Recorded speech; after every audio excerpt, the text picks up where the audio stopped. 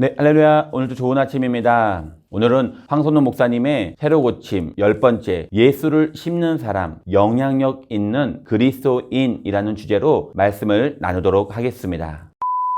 영향력이란 무엇입니까? 리더십 강사 크리스 와이더는 영향력이란 다른 사람의 마음에 나를 심는 것이라고 말합니다. 공자는 논어에서 영향력이란 세 사람이 같이 길을 가면 반드시 스승이 있다라고 표현합니다. 하나님은 예수님을 심는 사람, 즉 예수님을 전하는 사람이라고 말합니다. 우리는 함께 살아가면서 서로에게 좋은 것을 심기도 하지만 나쁜 것을 심기도 합니다. 우리는 서로의 마음에 무의식적으로 나를 심으며 영향력을 끼치는 삶을 살아가고 있는 것입니다. 지금 우리의 생각, 마음, 태도, 행동이 서로에게 영향을 주며 사는 것입니다. 나를 그에게 심겨지는 것, 그것이 바로 영향력입니다. 나를 닮아가게 하는 힘, 나를 따르게 하는 힘, 이것이 바로 영향력입니다. 우리는 서로에게 어떤 나를 심고 있습니까? 우리는 서로에게 어떤 영향력을 끼치고 있습니까? 누군가의 마음에 심겨질 나는 어떤 사람입니까? 우리는 그리스도인입니다. 그리스도인은 사도 바울의 고백과 같이 나는 죽고 내 안에 예수님이 사는 사람입니다. 우리는 예수 그리스도를 심는 사람이 되어야 합니다. 우리가 예수 그리스도를 심으면 그것이 자라나 열매를 맺게 될 것입니다. 우리의 마음에 예수 그리스도가 심겨져 있습니까? 우리는 상대방의 마음에 예수 그리스도를 심고 있습니까? 나를 통해 예수님을 닮아가게 하고 있습니까? 우리는 크리스찬으로서 영향력 있는 삶을 살고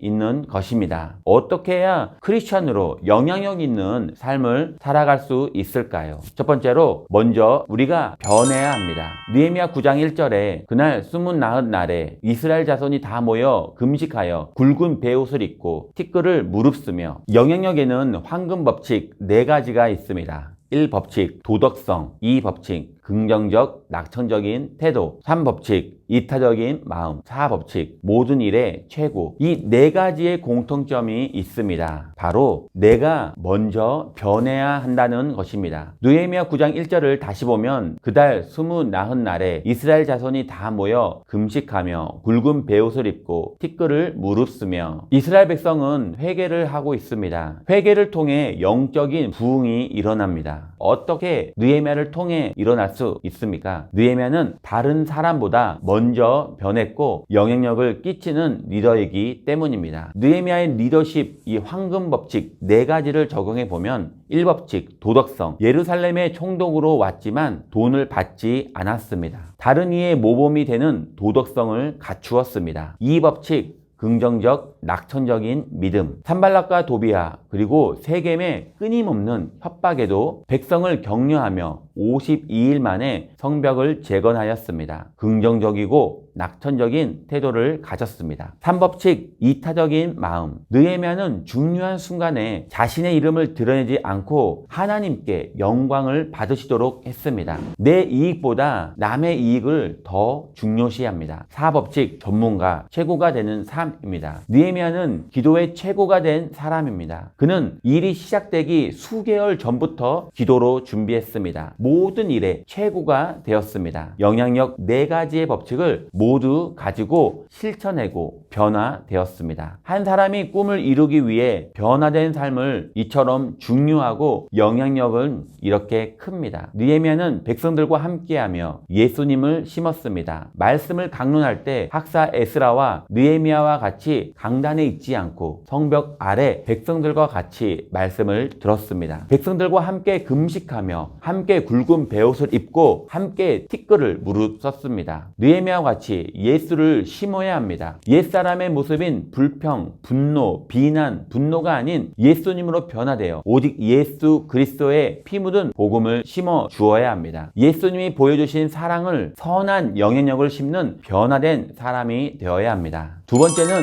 결단해야 합니다. 느헤미야 9장 2절에 모든 이방 사람들과 절교하고 서서 자기의 죄와 조상들의 허물을 자복하고. 하나님의 말씀을 들은 백성들은 완전히 거꾸러졌습니다. 회개의 울부짖음으로 가득 차게 되었습니다. 하나님의 말씀으로 회개했기 때문입니다. 이스라엘 백성은 지금까지 하나님 없이 살아온 삶과 미련 없이 절교했습니다. 심지어 이방인과 결혼해서 살고 있는 가정은 결혼을 파기했습니다. 이스라엘 백성의 회개의 결단은 대충 한 것이 아니었습니다. 뿐만 아니라 이스라엘 백성은 자신의 회개를 넘어 조상의 죄까지도 회개합니다. 내 잘못뿐만 아니라 남의 잘못도 내 잘못으로 여기기 시작합니다. 너나 할 것 없이 우리 모두의 잘못이라고 여기기 시작합니다. 회개를 결단하십시오. 세상과 절교하고 하나님께로 돌아오기로 결단하십시오. 결단하고 즉시 행동해야 합니다. 그러면 누군가에게 나를 심는 리더자가 됩니다. 영향력 있는 삶을 살게 될 것입니다. 세 번째로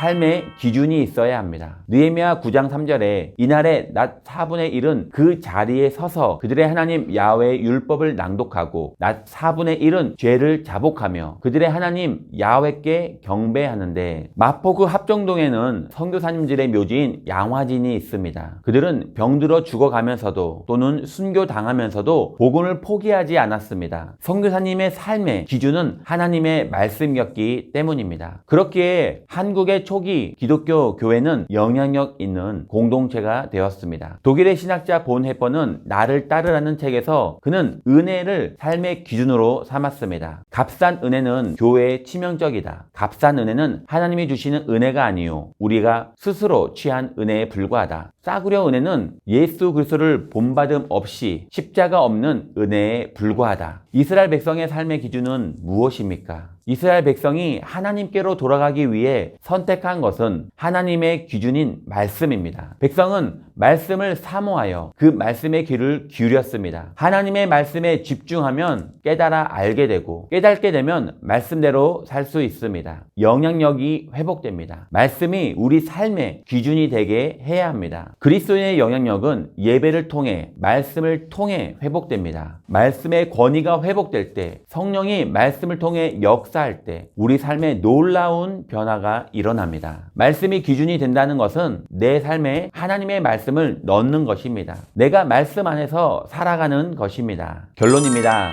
내가 먼저 예수님 안에서 변하고 말씀대로 살기로 결단하며 하나님의 말씀이 나의 삶의 기준이 된다면 영향력을 끼치는, 예수님을 심는 삶을 살게 될 것입니다. 오늘도 내 삶의 자리에서, 가정에서, 직장에서, 사업장에서 예수님의 영향력을 끼치는, 예수님을 심는 영향력 있는 복된 하루가 되시기를 예수님의 이름으로 기도합니다.